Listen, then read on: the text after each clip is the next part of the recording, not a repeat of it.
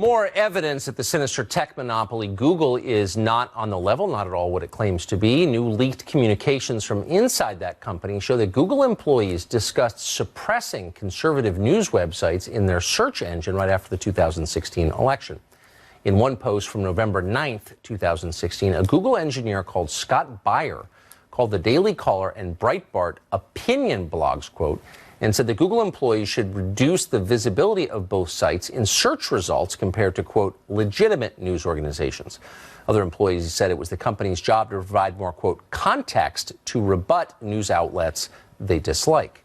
Robert Epstein is a senior research psychologist at the American Institute for Behavioral Research and Technology and one of the people who's paid closest attention to the power that Google has.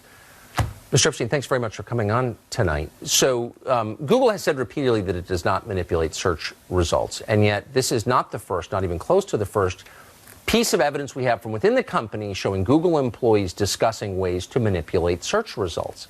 Can we be confident they're not doing it? Not at all.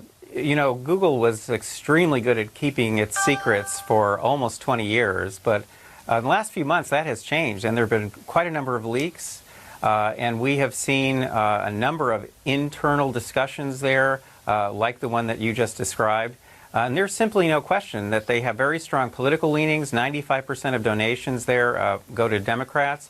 I myself am not a conservative. I actually, I kind of lean toward Google's political views.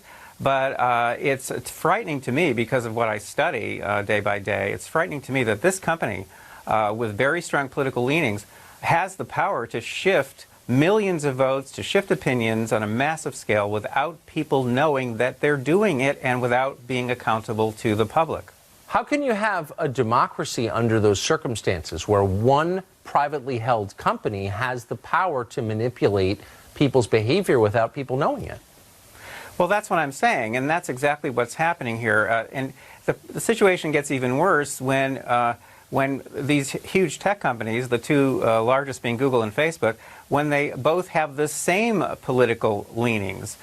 So, you know, in that kind of scenario, we're talking about the ability to shift in the midterm elections. I calculated upwards of 12 million votes with no one having any idea that they're doing this. This is not like fake ads, which you can see. Right. This is invisible manipulation. I literally have to invent new names for the techniques they're using because they've never existed before. So Google assures us that they're not doing this because they're good people, much better people than we are, for example. How can we know if they're telling the truth, and should we believe them? Oh, well, they're sure they're good people. That's part of the problem. They have a kind of utopian thinking within the company. Not just among the employees, but, you know, their top executives think like utopians.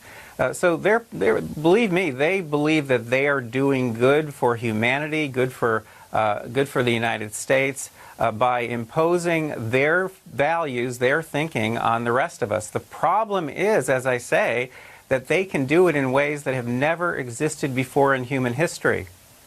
So I know that, as you already said, you and I have different political views, probably don't vote for the same people. So you're maybe the person to ask. How can the United States Congress sit back with evidence that democracy, the core idea of democracy, is being challenged by this company and not do anything about it?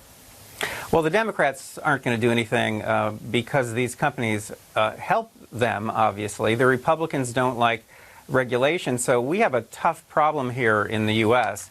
Now, the Europeans, on the other hand, you know, they see these companies as American, and so they've been much tougher on them. And I think we're going to see some pretty drastic actions taken against these companies by the EU in the next few years, and that could change their ability to operate worldwide. I never thought I'd be waiting for France and Germany to come to our rescue, but that's where we are, unfortunately. Mr. Epstein, thank you very much. It was great, as always. Thanks, Tucker.